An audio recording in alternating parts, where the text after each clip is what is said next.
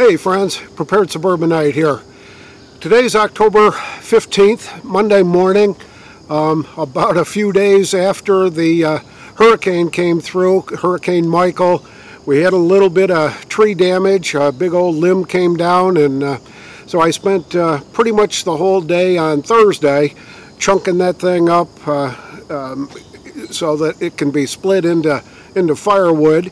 I believe that it's a poplar tree with the big branch, and there was a maple tree that had fallen down earlier this year that I finally got chunked up into manageable size pieces. But that's not really what I'm here to talk about. Got a lot of unanswered questions, so stick around and let's talk about them.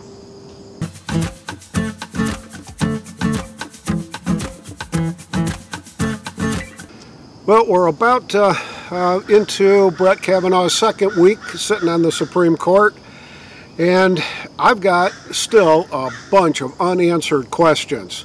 The first one is, are we ever going to find out who leaked Christine Blasey Ford's story to the press? Was it Dianne Feinstein's office? Was it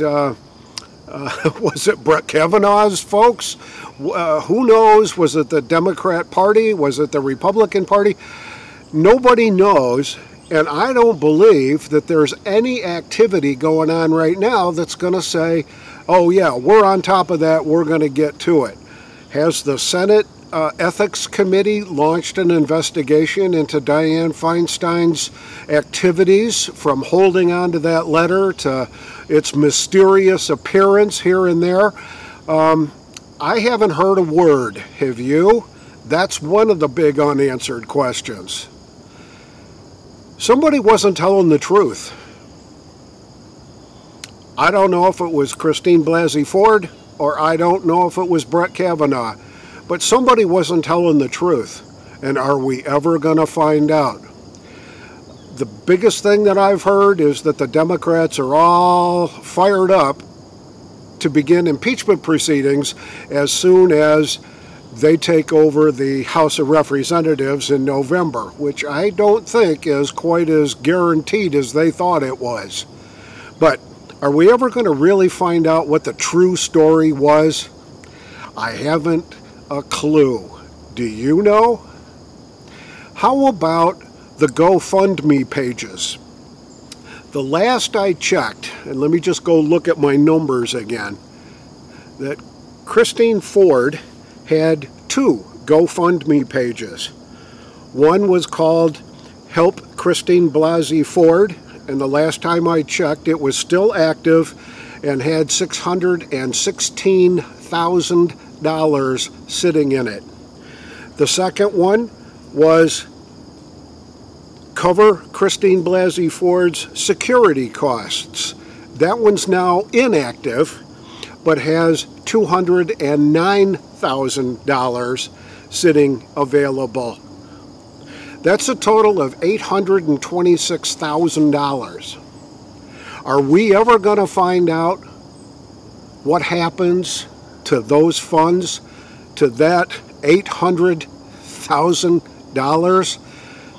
Best I can recollect is that she was represented by her attorneys pro bono. That means that there was no cost to her, that it's very possible that she may have incurred a few extra costs here and there to be able to travel to Washington, get here, stay in a hotel, that kind of stuff, but certainly did not come anywhere near $826,000. Are we ever going to find out what she does with that money? I don't think so, and I don't think that anybody believes that there's a right to know that. On the other hand, Brett Kavanaugh, there was a GoFundMe page set up for Brett Kavanaugh's family, and that topped out at $611,000. Are we ever going to find out what happens to that $600,000? I don't know if we ever will. I suspect we've got a better chance of finding out what Brett Kavanaugh does with that money than we will Christine Blasey Ford finding out what she did or is going to do with her money. Mentioned a bit ago that the November midterm elections that the Democrats thought was pretty much in the bag for them is now a pretty rocky road.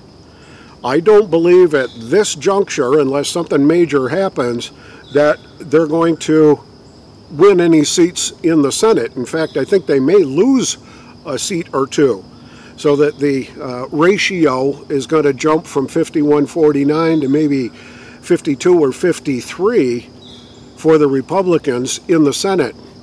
On the House side, there are a ton of races going on all over the country, and it's really kind of funny when you look at the polls and you listen to the talking heads on the cable news and network news.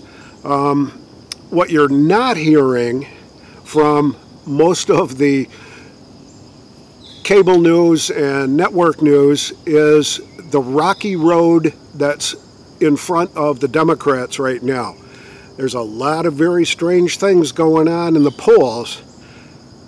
Trump's favorability numbers have increased over time. We're starting to see a lot of the Republican candidates where the Democrats thought, yeah, for sure, we've got a real big chance of unseating this guy or this gal, that the polls today are showing that the gap is getting more to the Republican side. I don't know what's going to happen, but I do know this, that we've got a right and a responsibility to go vote. I've got an election coming up here on November 6th where our local congressman is up for re-election.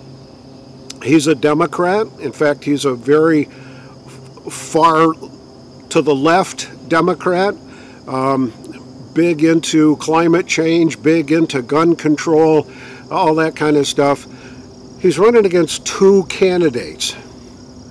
A libertarian candidate that nobody knows anything about, and a Republican candidate that nobody knows anything about. And you know what I don't see? Is I don't see any political advertising. I don't see signs on the streets advocating one thing or another for this particular congressional race in my district. We were one of the districts that got reapportioned or gerrymandered, and somehow I ended up in a Democrat-controlled district in our state. Used to be in a Republican-controlled district. I know where I'm going to be casting my vote, and I know who I'm going to be casting my vote for. But we all have that right and responsibility to get out there and vote to make sure that the country is going in the direction that you want it to go. This is the Prepared Suburbanite reminding you to be prepared always, and I'll see you on the next video.